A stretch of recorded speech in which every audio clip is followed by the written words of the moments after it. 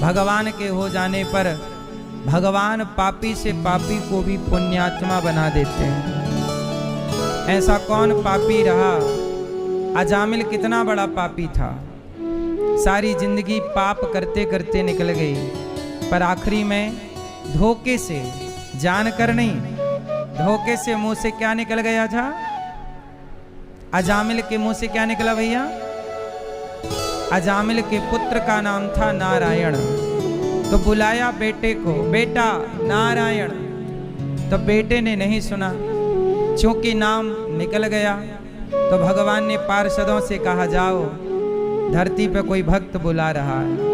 पार्षदों ने कहा, प्रभु वो आपको नहीं बुला रहा है, अपने पुत्र को बुला रहा है, और मरते समय डर के कारण बुला रहा है। भगवान बोले, ये बताओ उसके बेटे का नाम नारायण कब पड़ा? बोले अभी 5 साल का है। तो 5 साल पहले पड़ा। भगवान बोले, मेरा नाम नारायण कब से पड़ा? बोले अनादि काल से। भगवान बोले, नारायण नाम मेरा ही है, इसलिए उसने भले पुत्र को बुलाया पर नाम तो मेरा लिया, इसलिए जाओ उसे बचाओ।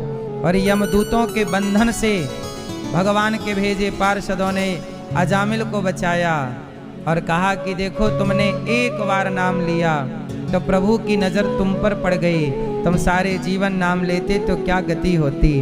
अभी भी मौका है, जाओ प्रभु का नाम लो।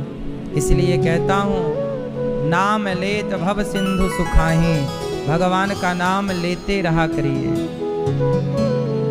भगवान कभी अपराध नहीं देखते। कई बार आप लोग कहते हो कि हमसे पूजा करने में ये गलती हो जाती है, हमने पूजा की, हमसे ये गलती हो गई।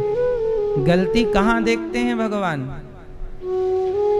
पूतना तो भगवान को मारना चाहती थी, कहाँ गलती देखी उसकी? गलती भगवान नहीं देखते, गलती देवता देखते हैं। इसलिए देवताओं की पूजा हम लोग नहीं करते, भगवान की पूजा करते हैं। देवता, जानते हो देवता और भगवान में क्या अंतर है? नहीं, देवता होते हैं 33 कोटि। 33 कोटि मीन्स आप प्रकार मान लो या करोड़ मान लो। देवता कौन है? देवताओं के राजा हैं इंद्र, अग्नि देवता है, वरुण देवता है। ऐसे देवता होते हैं बहुत सारे। पर भगवान कितने होते हैं भैया? कितने होते हैं भगवान? आप चश्मा वाले भैया, हाँ आपसे पूछ रहे हैं, कितने भगवान होते हैं? एक। क्या नाम है एक भगवान का? भगवान एक है और देवता 33 कोटि। तो भगवान एक और देवता कौन है? देवता भगवान के नौकर हैं। देवता भगवान के नौकर, व्यवस्थापक। आपको ये व्यवस्था करनी है तो ये व्यवस्था करने वाले को ये देवता, ये व्यवस्था करने वाले को ये देवता। तो भगवान के नौकर हैं देवता। मालिक कौन है? भगवान एक है। उन एक का नाम ही नारायण है, उन एक का नाम ही कृष्ण है, उन्हीं का नाम राम है, उन्हीं का नाम नरसिंह है, उन्हीं का नाम वामन है, उन्हीं का नाम मत्स्य है, कच्छप है, धनवंतरी है, मोहिनी है। उन्हीं का नाम यज्ञ नारायण भगवान है। उनके 24 अवतार हैं और नाम उनके अनंत हैं। तो भगवान कितने? तो भगवान हमारे दोष नहीं देखते। देवताओं के आगे गलती हो जाएगी तो देवता हमारे दोष देख लेते हैं। जैसे नंद बाबा वर्षों से इंद्र की पूजा करते थे, लेकिन भगवान कृष्ण बोले कि अब इंद्र की पूजा ना करो, गिरिराज जी की पूजा करो। तो जब इंद्र को पता लगा कि मेरी पूजा बंद कर दी और गिरिराज जी की पूजा स्टार्ट कर दी, तो इंद्र ने पूरे ब्रजमंडल को डुबाने के लिए मूसलाधार पानी बरसा दिया।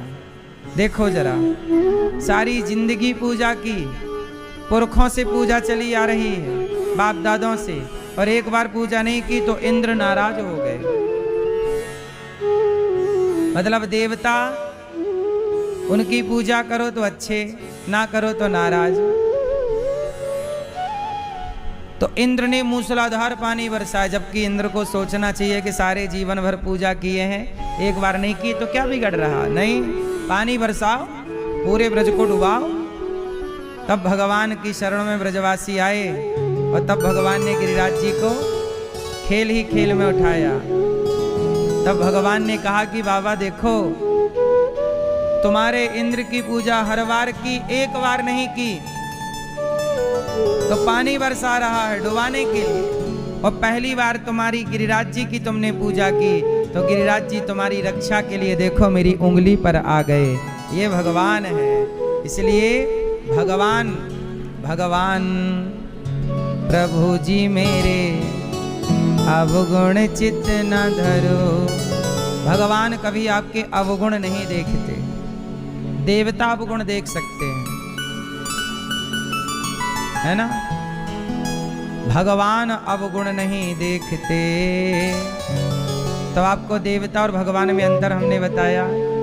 इसलिए हमारे तुलसीदास जी ने कहा है कि और देवता चित्त ना धरई।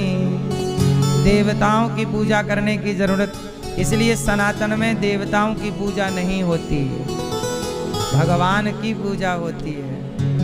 यज्ञों में पूजा होती है देवताओं की, यज्ञों में, यज्ञ में देवताओं का भी स्थान होता है, पर मंदिरों में पूजा भगवान की होती है। इसलिए हम लोग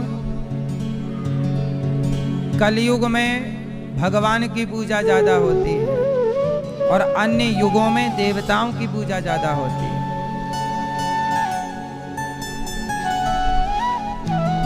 इसलिए भागवत साक्षात श्री कृष्ण है। भागवत सुन रहे हो आप, मतलब भगवान कृष्ण को सुन रहे हो। हमारे श्री राजकुमार तायल जी परीक्षित बनकर के कथा सुन रहे हैं और श्रीमती शिखा तायल जी कथा की गंगा में आप परीक्षित बन के डुबकी लगा रहे हैं। आपको भगवान ने इस कार्य के लिए चुना है। बिहारी जी की कृपा आप पर है। भगवान आपको स्वस्थ और सुखी रखें। ईश्वर ने आपको इस योग्य बनाया हो तो जरूर भागवत ऐसे सुनिए जैसे हमारे श्री राजकुमार जी और श्रीमती शिखा जी सुन रहे हैं। परीक्षित जरूर बनिए, एक बार जरूर भागवत जी की शरण में आइए। साथ ही हमारे श्री अनिल कुमार गुप्ता जी और श्रीमती रजनी गुप्ता जी, आप भी भागवत के परीक्षित बन के कथा का रसपान कर रहे हैं और अपने लोक परलोक को 21 पीढ़ियों को कृतार्थ कर रहे हैं भागवत से। स्वर्गीय श्री राम विलास तायल जी एवं स्वर्गीय श्री जगदीश चंद्र गुप्ता जी की स्मृति में आप कथा का ये सुंदर सा आयोजन करा रहे हैं। जीवन कृतार्थ कर रहे हैं आप अपने परिवार का और पूर्वजों का। पुत्र आपके अजय मेघा तायल जी और रोहित दिव्या तायल जी, अनुश्री पल्लव गर्ग जी और राजश्री प्रखर प्रताप सिंह जी, रितिका गुप्ता जी, समस्त तायल एवं गुप्ता परिवार, आप हितकारी उपभोक्ता भंडार मोदी नगर गाजियाबाद नोएडा से आप आए हैं। सबका बहुत बहुत स्वागत, वंदन, अभिनंदन। यहाँ पर भागवत जी के पोथी पाठ भी चल रहे हैं। आप लोग भी भागवत जी के पोथी पाठ करा सकते हैं। 19 जुलाई से 25 जुलाई भागवत जी के पोथी पाठ होंगे। आप भी सुन सकते हैं, पाठ करा सकते हैं। कल हम लोगों ने कथा में सुना कि महाभारत के युद्ध में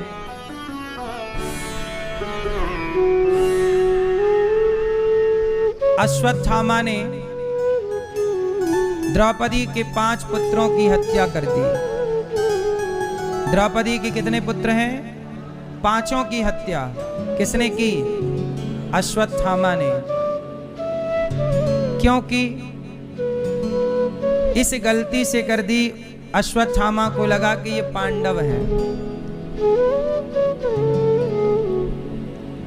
अश्वत्थामा को लगा कि ये सो रहे थे।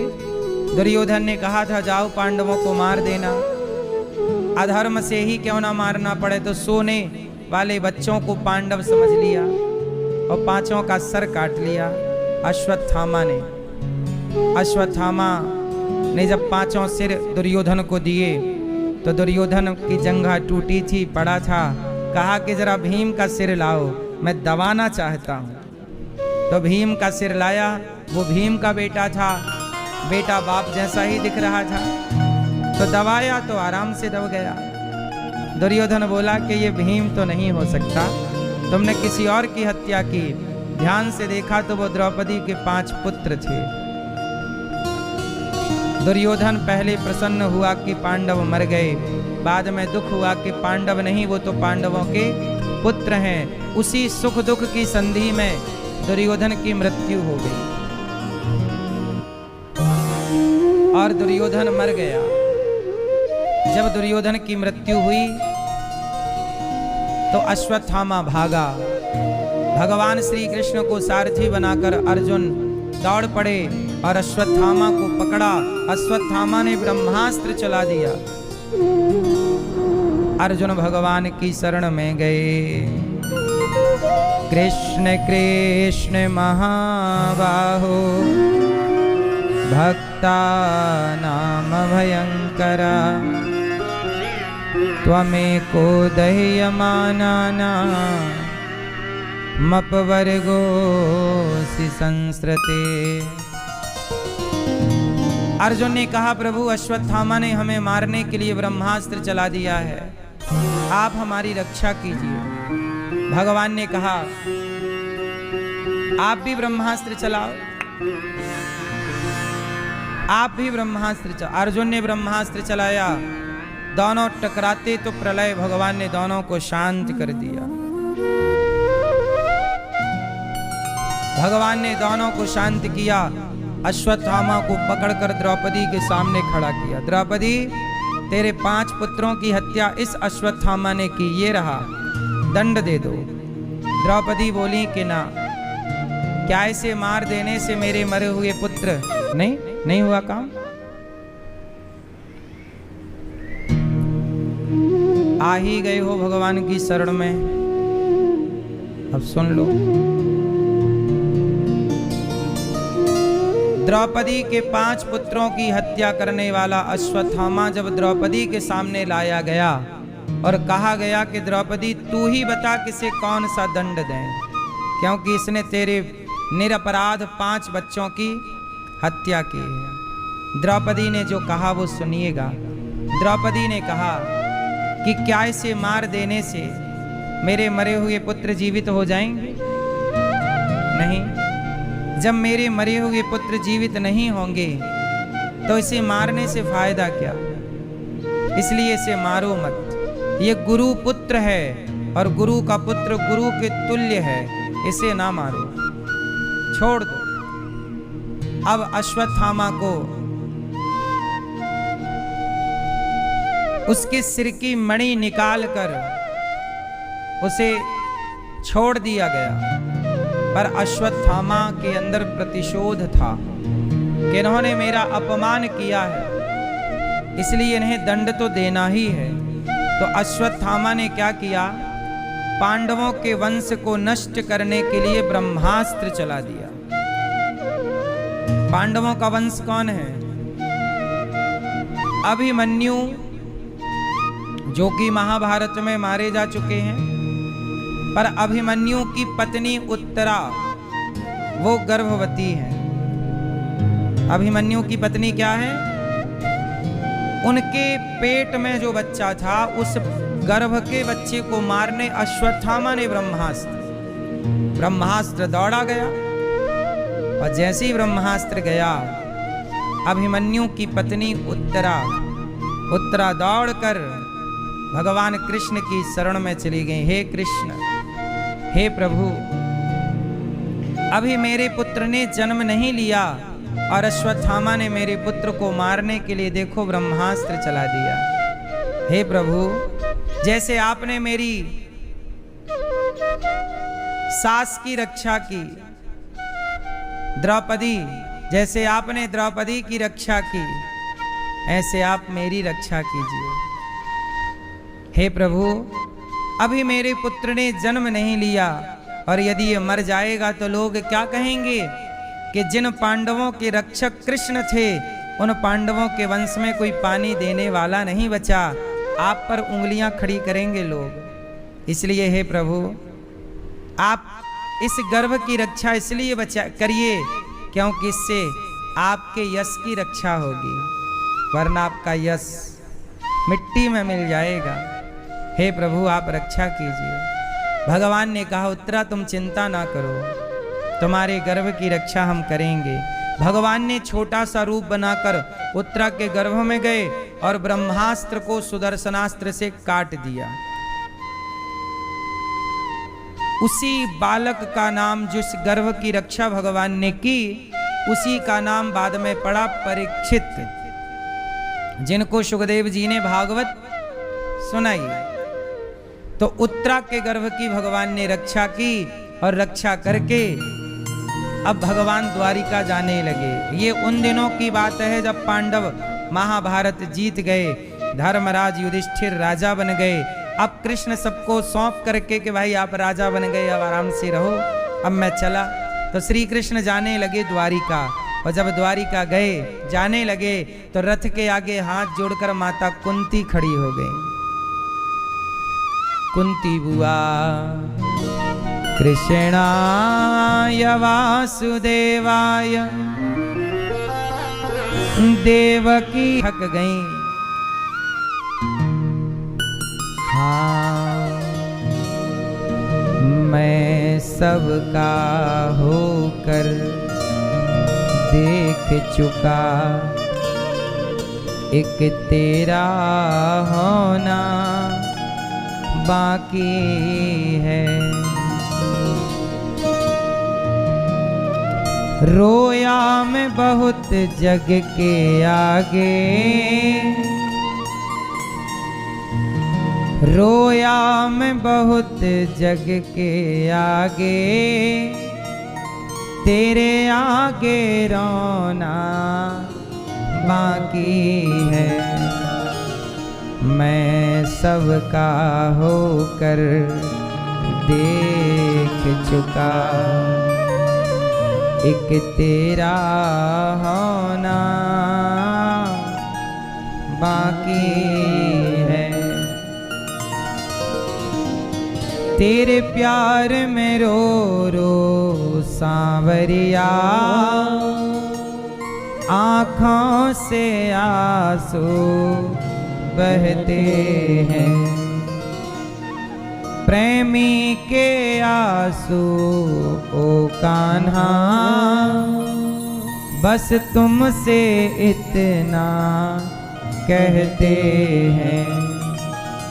तेरे इन पावन चरणों का तो, तेरे इन पावन चरणों को तो एक बार भिगोना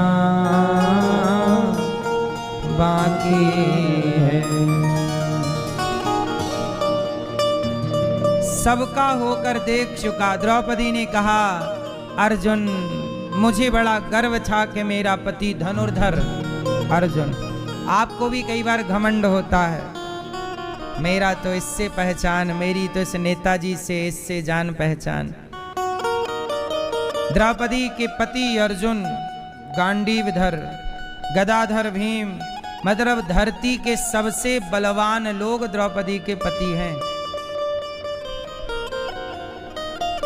दुनिया की सबसे श्रेष्ठ सभा में वो खड़ी हैं। धरती के सबसे बलवान व्यक्ति वहां मौजूद हैं, जो न्याय प्रिय हैं, जिनका नाम भीष्म पितामह। धरती के सबसे श्रेष्ठ गुरु वहां उपस्थित हैं, जिनका नाम गुरु द्रोणाचार्य है।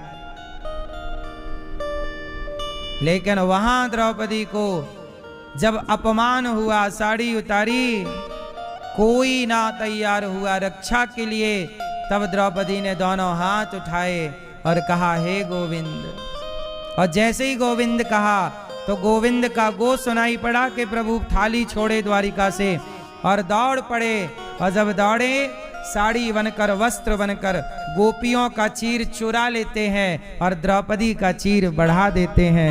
जहां जरूरत थी वहां चीर दे दिया, और जहां जरूरत नहीं थी जिनको उनसे चीर, द्रौपदी का चीर बढ़ाया। थक गया दुशासन, लाज उतारते उतारते, कपड़े उतारते उतारते उतार ना सका। बोला कि साड़ी बीच नारी है कि नारी बीच साड़ी है, कि साड़ी ही की नारी है कि नारी ही की साड़ी है। द्रौपदी बोली, मूर्ख, ना साड़ी बीच नारी है, ना नारी बीच साड़ी है, ना साड़ी ही की नारी है, ना नारी ही की साड़ी है। ये तो वृंदावन बिहारी है जो चीर बनकर खिंचा जा रहा है, खिंचा। द्रौपदी ने केवल उस समय श्री कृष्ण जब खड़े थे तो उस समय भगवान का दर्शन द्रौपदी ने किया, गुरु द्रोणाचार्य ने किया और भीष्म पितामह ने किया। भगवान का दर्शन किसने किया? भीष्म पितामह। सच्ची बात यह है कि सबके रक्षक भगवान ही हैं। आप लोग भी कई बार सबको बुलाते हो, भगवान को नहीं बुलाते हो। आपको सब पर भरोसा है, भगवान पर भरोसा नहीं है। इसलिए कहता हूं, संसार पे भरोसा मत करिएगा। आज ही मेरे से एक बच्चे ने कहा प्रश्नोत्तरी में कि गुरुजी, हमने एक आदमी पर भरोसा किया तो वो हमारे पैसे लेके भाग गया। आप भी भरोसा करिए संसार पर। संसार पे भरोसा करेंगे तो दुनिया के लोग भरोसा तोड़ देते हैं, और गलती आपकी है। जगत पे क्यों भरोसा करते हो? सच्चा व्यक्ति वो जो जगत पे भरोसा नहीं, जगन्नाथ पे भरोसा करे, भगवान पे भरोसा करे। इसलिए भगवान पर भरोसा करना सीखिए। आप बताइए, संसार भरोसे के लायक है? बोलो। जिस पे भरोसा करते हो वही धोखा दे देता है। ये बात सही है कि गलत है ना? इसलिए संसार भरोसे के योग्य नहीं है। मीराबाई ने किस पे भरोसा किया? खुद के ससुर ने जहर दे दिया, नहीं दिया। राणा ने विष दिया, मानो अमृत पिया। मीरा रानी दीवानी कहाने लगी, वो तो गली गली हरि गुण।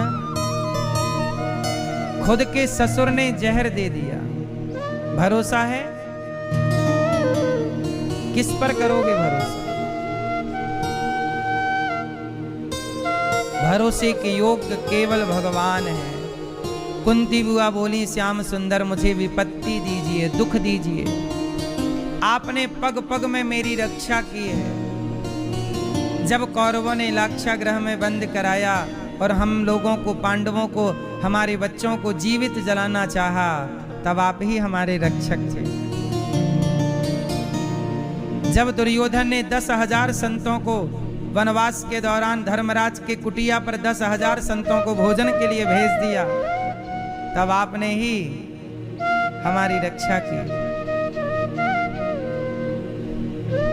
आपने ही द्रौपदी की बटलोई से एक साग का पत्ता खाया, द्रौपदी के पात्र से, बर्तन से एक साग का पत्ता खा के और अपना पेट भरा तो सबका पेट भर गया और सब साधु चले गए और रक्षा हुई।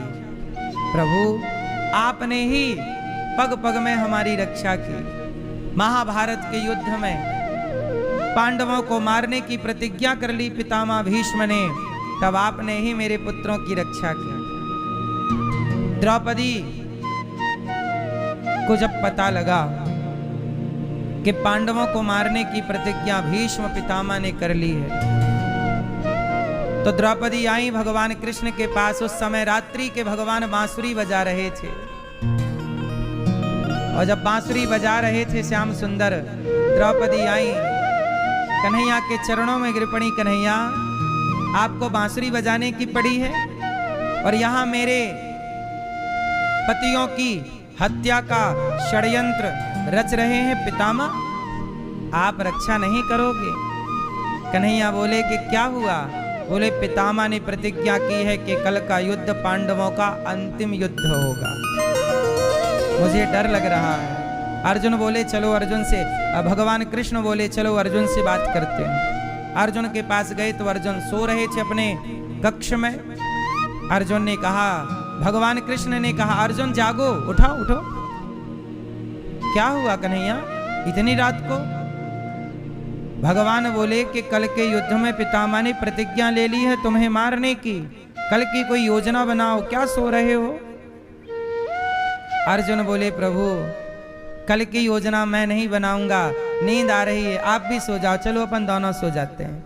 भगवान बोले तुम्हें कल की प्लानिंग नहीं करनी, कल के लिए जागना नहीं है?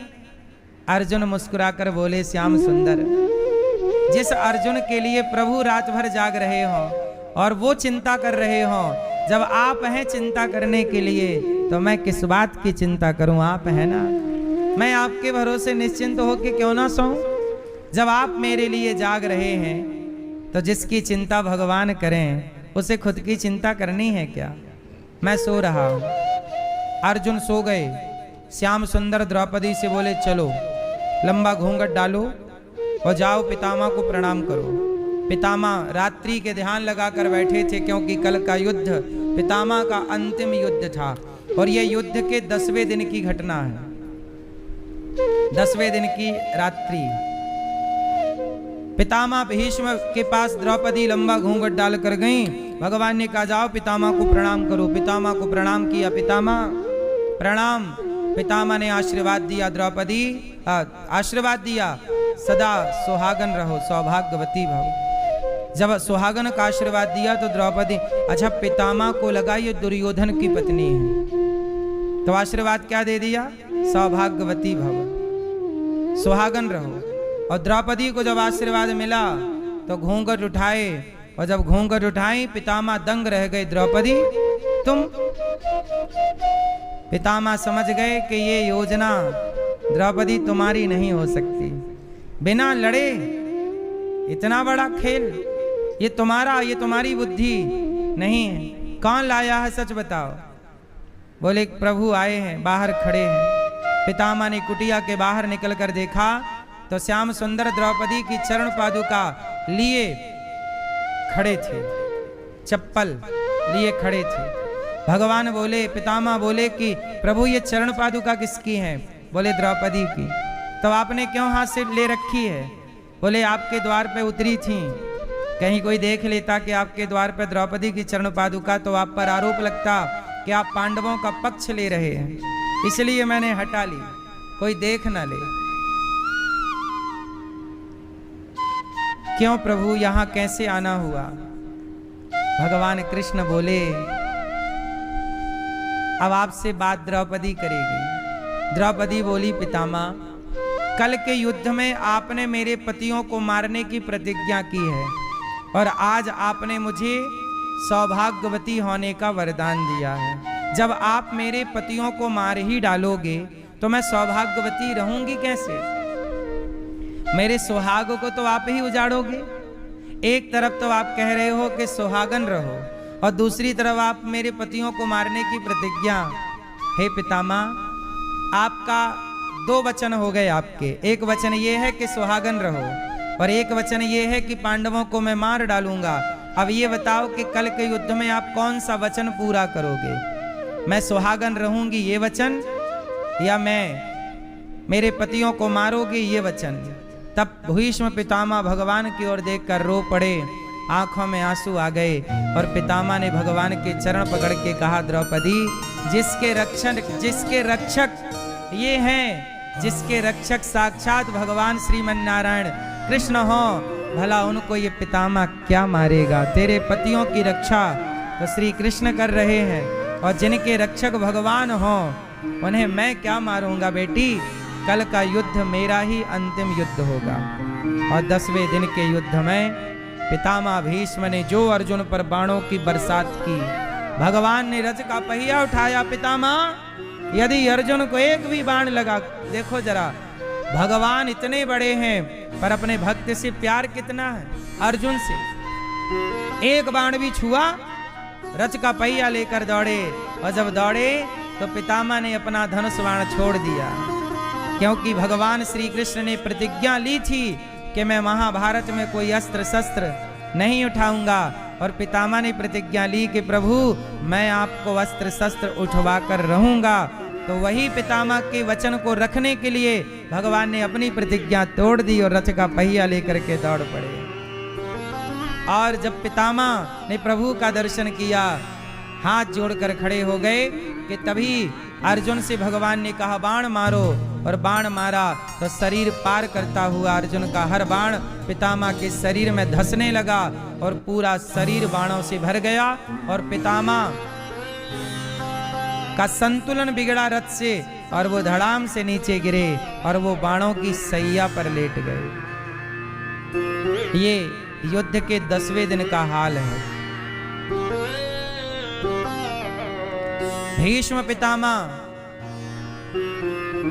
लेटे तो हैं बाणों की सैया पर ध्यान कृष्ण का, वही ध्यान रथ का पहिया लेकर प्रभु जब दौड़े तो वही छवि मन में बसा ली, और पितामह उसी छवि का ध्यान करने लग गए। और पूरे महाभारत में पूरे टाइम, हर क्षण, हर समय पितामह भगवान के उसी रूप का ध्यान करते रहे। ये कथाएं ये बताती हैं कि भरोसे जगत के नहीं रहना चाहिए। किसका भरोसा हो? किसका? मेरी माँ, मैया। किसका भरोसा? भगवान का भरोसा। हाँ, पूरा है भरोसा, मेरी हार नहीं होगी। पूरा है भरोसा, मेरी हार नहीं होगी। भरोसा यदि है तो हार कहाँ है? अच्छा ये बताओ, आपको भगवान पे भरोसा है कि नहीं? जिनको है वो हाथ उठाओ। आप मोबाइल नहीं चला रहे हैं? चला लो थोड़ा। बैग सामने रख के चला रहे हैं कि हम देखें ना? नहीं, अभी नहीं चला रहे हैं, लेकिन अभी नहीं चला रहे हो आप, पर इसके पहले चला ही रहे थे। कोई बात नहीं, आपका काम जरूरी हो सकता है। जिनको भरोसा है वो हाथ उठाइए। अब हाथ नीचे करिए। अब ये बताओ, आप में से चिंता किस किस को है? टेंशन। जिसको चिंताएं हैं वो हाथ उठाएं। हाथ उठाओ। काय की टेंशन है आपको? हैं? काय की चिंता है, टेंशन? इसकी? बच्चा समझदार है, उसकी चिंता आपको करनी है।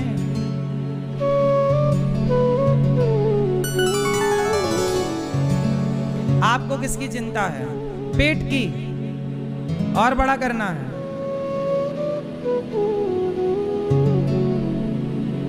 आपको चिंता है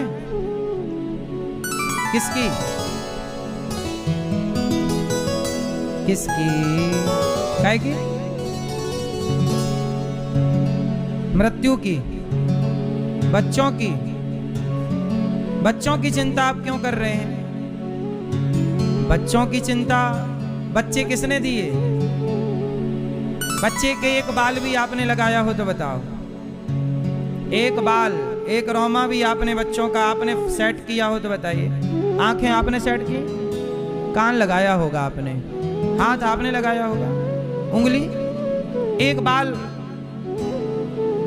जब आपने एक बाल भी नहीं लगाया बच्चों को, और फिर भी बच्चे हाथ पांव लेकर, आंख कान लेकर आ गए, तो उनकी चिंता आप करोगे कि जिसने बनाया है वही उसकी चिंता करेगा? सच बताओ, आपके बच्चों की चिंता किसे है? आपके बच्चों को आंख किसने दी? पांव किसने दिया? क्यों भैया? जिसने ये सब कुछ दिया, क्या उसे आगे की चिंता ना होगी? उसी को चिंता है जब आपका बच्चा पैदा हुआ तब उसके मुंह पे दांत नहीं थे और जन्म लेने के कुछ समय बाद दांत आने स्टार्ट हो गए। तो आने के बाद भी दांत देना है, ये बात प्रभु को पता थी। कब देना है स्टार्ट हो गए कि नहीं? छोटे छोटे दांत। चिंता किसको है? आपने दांत नहीं दिए बच्चे को। फिर जब बच्चा पैदा हुआ तो रोटी खा नहीं सकता, पानी पी नहीं सकता, तो माँ के आंचल में मीठा मीठा दूध किसने भरा? बोलो। माँ के शरीर में आंचल में एक कट मारिए, खून गिरेगा, हर तरफ खून ही खून है, रक्त ही रक्त, पर उस रक्त के बीच से एक अमृत जैसा दूध टपकता है उस बच्चे के लिए। और ये व्यवस्था किसकी है? क्या उसे चिंता नहीं है? आप कौन होते हैं चिंता करने वाले? आप भरोसा करिए ना। आप लोगों ने क्या बोला भगवान पे? किस किस को भरोसा है? और फिर आपने किस किस को चिंता है? अब आप लोग कह रहे हैं कि हमें भरोसा भी है और चिंता भी है। भैया, जब भरोसा होगा तो चिंता कैसी? और यदि चिंता है तो फिर भरोसा नहीं है। एक हो सकता है, या तो चिंता सही है या तो भरोसा सही है, दोनों नहीं। अब आप बताओ, एक बात आपकी झूठ है, या तो भरोसा झूठा है या तो चिंता झूठी है। अब आप क्लियर करिए कि क्या झूठा है, जल्दी से बताओ। क्या झूठ बोला आपने? चिंता झूठी है आपकी? क्या आपने क्या झूठ बोला हमसे? आपने क्या झूठ बोला है? बेटा अगर दुख में, पिता सो नहीं सकता। इसलिए कहता हूं भगवान को अपना पिता बना लो, राधा रानी को अपनी मां बना लो। भगवान ही हमारे रक्षक हैं। तुम रक्षक काहू को डरना।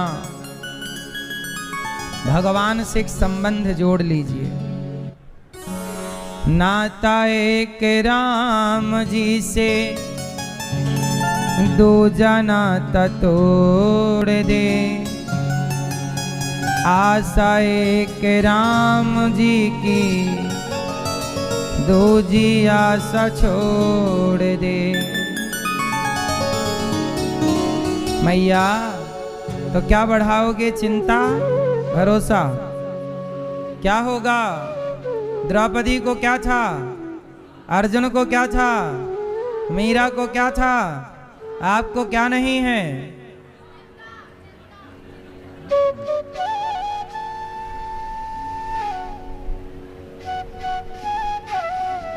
भरोसा की कमी है मेरी माँ।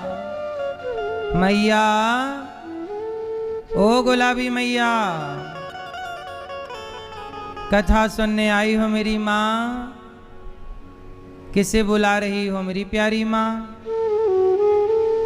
सुन लो। पीली मैया जा रही हो?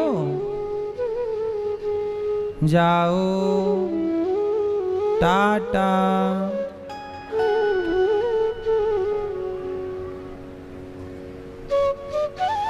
भगवान कुंती बुआ से कह रहे हैं, बुआ आप क्या चाहती हो? कुंती बुआ ने कहा, प्रभु मैं बस इतना चाहती हूँ, आप मुझे दुख दीजिए। क्या दीजिए? भगवान बोले, बुआ मैं दुख नहीं दे सकता।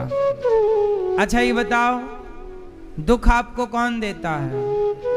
भगवान। भगवान बोले, बुआ मैं दुख नहीं दे सकता, एक काम करो मुझे ही ले लो। प्रभु ने अपने आप को सौंप दिया। भगवान किसी को दुख नहीं देते। राम न मारे काहू को, पापी नहीं आराम, आप ही से मर जाते हैं कर कर खोटे।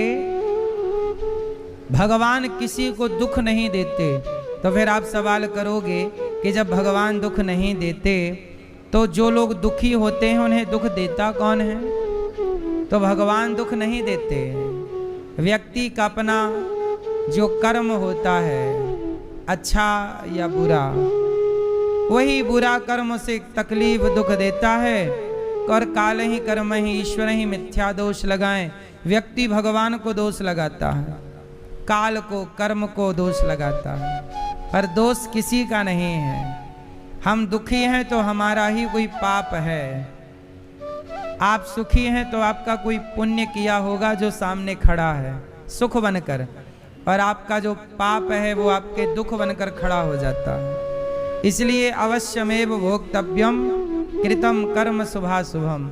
जो व्यक्ति जैसा कर्म करता है, जैसे भीष्म पितामह बाणों की सैया पर लेट गए। ये भीष्म पितामह बाणों की सैया पर क्यों लेटे? क्योंकि भीष्म पितामह से गलती हो गई थी। पिछले किसी जन्म में इन्होंने एक सांप को कांटों के ढेर में फेंक दिया था। ढेर सारे कांटे चुभ गए सांप को, और बेचारा तड़प तड़प के मर गया। तो कांटों की सैया सांप को दी, तो पितामह को भी बाणों की सैया पर लेट के अपना ही कर्मदंड भोगना पड़ा। हमें अपना ही तो भोगना है और किसी का नहीं। पत्नी का पत्नी भोगेगी, पति का पति, पुत्र का पुत्र भोगेगा, पुत्री की पुत्री। इसलिए आप अपना देखो। आपकी पत्नियां तो फिर भी ठीक भजन पूजन में लगी हैं। कलयुग में पुरुष लोग भगवान से दूर होते चले जा रहे हैं। आपके घर में जो मंदिर है, सच बताओ, मंदिर की पूजा आपके घर की स्त्रियां करती हैं कि पुरुष करते हैं? कौन नहलाता है? बहुत कम घर हैं जहां पुरुष स्त्री दोनों करते हैं, और बाकी आप 95% ये मानिए कि भगवान स्त्रियों के भरोसे ही घर में रहते हैं। वही नहलाती हैं भगवान को, वही भोग लगाती हैं, वही पूजा करती हैं, वही जल चढ़ाती हैं सूर्य भगवान को। पुरुष 5% जल चढ़ाते होंगे भगवान सूर्य को, 5% हैं जो सवेरे उठ के भगवान को नहला कर भोग लगाते होंगे। वरना पूजा पाठ की पूरी जिम्मेदारी किसकी है? घर में स्त्रियों की, पुरुष नहीं करता। सारे व्रत कौन करेगा? स्त्रियां। स्त्री ही एकादशी करेगी, पुरुष नहीं करता। पुरुष तो बोलता एकादशी को तुमने चावल नहीं बनाया, पत्नी बोली चावल नहीं खाते आज के दिन। अरे क्या पागलपन, पाखंडियों के चक्कर में पड़ गई तू भी। डांट और पड़ती है पत्नी को। तो आज का पुरुष तो राम भरोसे है। इसलिए स्त्रियों की सदगति होगी। हाँ, स्त्री चाह ले तो स्त्री अपने पति को भी वैकुंठ ले जाए, वो तो अकेली जाने की अधिकारी है। परंतु आपका क्या हाल होगा रे भाई? आप भी अपना थोड़ा सा वक्त शाम को अर्पण किया करो। सच्चे हृदय से शाम का सुमिरन किया करो। थोड़ा सा ध्यान आप पुरुष लोग भी किया करिए, क्योंकि ये तो आपकी अपनी संपत्ति है। स्त्री का किया स्त्री के संग रहेगा, पुरुष का किया आप भी थोड़ा पूजा कर लिया करो, काम आएगा। मीरा जी कहती है ना, मीरा जी कहती हैं, पायो जी मैंने राम रतन धन पायो। आप जो धन कमा रहे हो वो धन संसार तक का साथी तो है नहीं है। आप जो धन कमा रहे हो वो धन कहां तक का साथी है? यहां आपको पैसे से गाड़ी बंगला इज्जत सब कुछ मिल जाएगी, लेकिन ये दौलत लेकर आप वहां नहीं जा सकते ना। जब मरोगे तो पैसे छोड़कर ना जाओगे कि लेकर जाओगे? वहां के लिए क्या खर्चा करोगे आगे का? वहां पुण्य काम आएगा। एक डॉक्टर ने बताया, एक मरीज हॉस्पिटल गया, एक बूढ़ा व्यक्ति हॉस्पिटल गया और वेंटिलेटर पर था। वो रो रहा था। मरीज वो कोई भी हो सकता है। आप हो सकते हैं, हम हो सकते हैं। एक बूढ़ा आदमी वेंटिलेटर पर पड़ा हॉस्पिटल में रो रहा था कि तभी एक डॉक्टर की नज़र पड़ी और डॉक्टर ने बूढ़े से पूछा, दादाजी क्यों रो रहे हो? दादाजी ने कहा, डॉक्टर साहब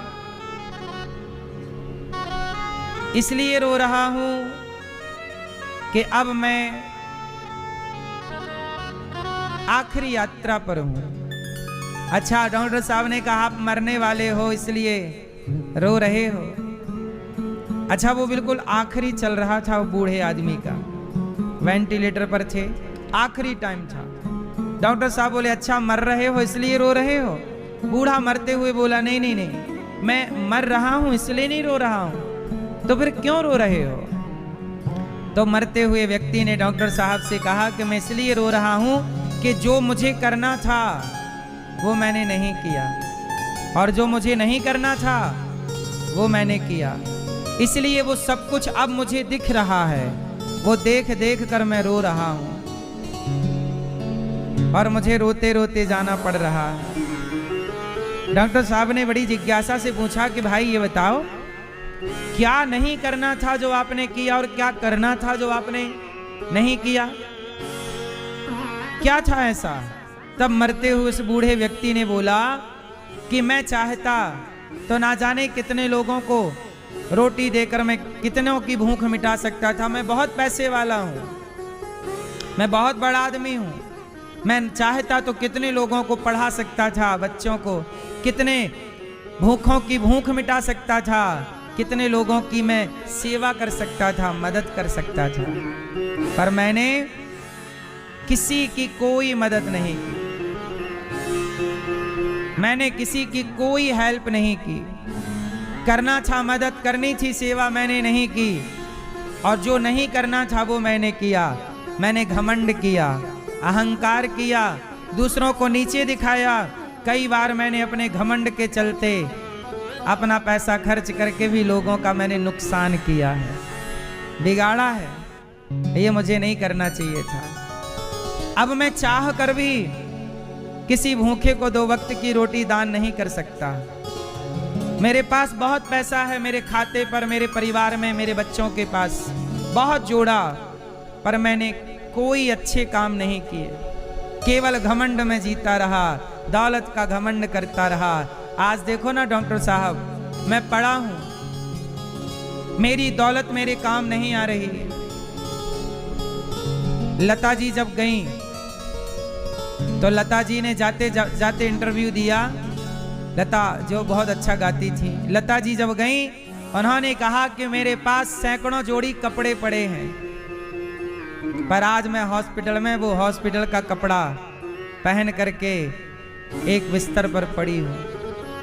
मेरे पास 10 नौकर चाकर थे, एक आवाज पर 4 लोग खड़े होते थे, पर आज हॉस्पिटल के से कमरे की 4 दीवारी में मैं पड़ी हूं।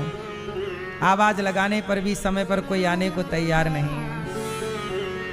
मैंने सारी जिंदगी पैसा कमाया, पर आज वो पैसा, मेरे सारी जीवन भर का पैसा आप खर्च करके कहो कि मुझे 1 दिन का जीवन लौटा दो, तो क्या आपको 1 करोड़ देकर भी क्या आपको 1 दिन की मोहलत दी जाएगी?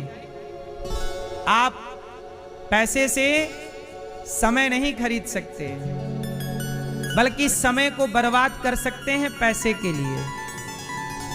परंतु अच्छा, एक बात मुझे बताओ कि आप लोग 1 किलो सोना कितने साल में खरीद सकते हो? आप सब लोग बताइएगा। आपको 1 किलो सोना खरीदना हो तो आप कितने साल में, आपकी क्षमता क्या है, कितने साल में आप 1 किलो सोना आप खरीद सकते हो? कितने महीने में, कितने दिन में, कितने साल में? आप बताइए। 1 साल में आप 1 किलो सोना खरीद सकते हैं? आप बताइए। 5 साल में आप 1 किलो सोना खरीद सकते? दादाजी आप 1 किलो सोना कितने साल में खरीद सकते हो? 10 साल में? चश्मा वाले भैया आप 1 किलो सोना कितने साल में खरीद सकते हैं? आधा महीने, मतलब 6 महीने में, 1 दिन में। 1 दिन में 1 किलो सोना खरीदने की क्षमता है इनके पास। दादाजी आप 1 किलो सोना कितने साल में खरीद सकते हैं? नहीं। चलो अब सवाल दूसरा। अब सुनो, सवाल ये नहीं था, मुख्य सवाल अब पैदा होगा। सवाल मुख्य ये है कि 1 किलो सोना आप 1 साल में खरीद सकते हैं। तो मुझे बताइए कि 1 साल खर्च करने से 1 किलो सोना आपने खरीदा। अब बताइए कि 5 किलो सोने से क्या 1 महीना खरीद सकते हो? क्या 10 किलो सोने से आप 1 दिन खरीद सकते हैं? उत्तर दीजिए। क्या 100 किलो सोने से आप 1 मिनट खरीद सकते हैं? क्या 1000 किलो सोने से 1 सेकंड खरीद सकते हैं? समय को बिगाड़ कर सोना खरीदा जा सकता है, पर सोने को रख कर समय नहीं खरीदा जा सकता। तो एक बात बताओ, यदि तराजू के एक पलड़े पर मैं समय को रखूं और दूसरे पलड़े पर सोने को रखूं, तो किसका पलड़ा भारी है? सोने से भी कीमती कोई है तो वक्त कीमती है, समय कीमती है। इसलिए समय रहते अपना कल्याण कर लीजिएगा। वो बूढ़े आदमी जब हॉस्पिटल में मरने लग गए, बोले कि अब मैं जा रहा हूं डॉक्टर साहब, लेकिन मैं रोते रोते जा रहा हूं, क्योंकि मैं पुण्य कर सकता था, भला कर सकता था, पर मैंने नहीं किया। सारी जिंदगी जोड़ता रहा, जोड़ता रहा, जोड़ता रहा, मर गया। अब आप लोग बताइए कि आपको हंसते हंसते जाना है या रोते रोते? आपकी बात। तो हंसते हंसते जाने के लिए आखिरी में अफसोस ना हो किसी बात का। अच्छे काम करिएगा। पैसे कमाना बुरा नहीं है, पैसे सबको कमाना चाहिए। ये दास अनिरुद्ध भी पैसे कमाता है, और मैं पैसे कमाकर क्या करता हूँ? बेसहारा वृद्ध माँओं की सेवा करता हूँ। कल ही मेरी माँ एक बीमार अति पड़ गई, अति वृद्ध थी, और वो बीमार पड़ गई। मैं तुरंत हॉस्पिटल उन्हें भेजा।